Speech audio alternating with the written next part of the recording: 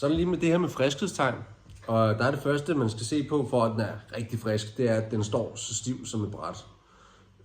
Selvom den måske er lidt blød i det, så betyder det ikke, at den ikke er frisk.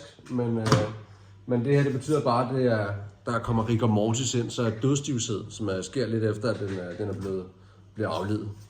En anden ting, det er faktisk, kommer jeg lige herop og viser det en gang, det er røde gælder. Sådan nogle røde, dejlige gælder her.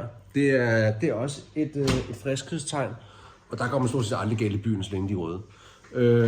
Hvis de får noget vand, så kan de godt blive grå.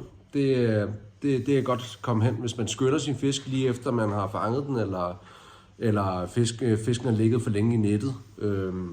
Men det er faktisk det her. Og så den her naturlige slimlag, det her, der skinner lidt, det er også et friskhedstegn. Det skal ikke ligge i sådan nogle små klumper af grå og brune plamager. Det går ikke rigtigt.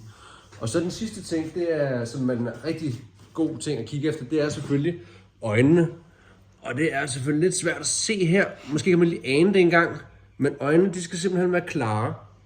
Og de kan godt være lidt indsunkne, men de må simpelthen ikke være røde. Altså for røde og helt indsunket og nærmest uklare i det. Så det er no-go. Så skal I nok lige finde et alternativ, hvis I står nede hos fiskehandleren.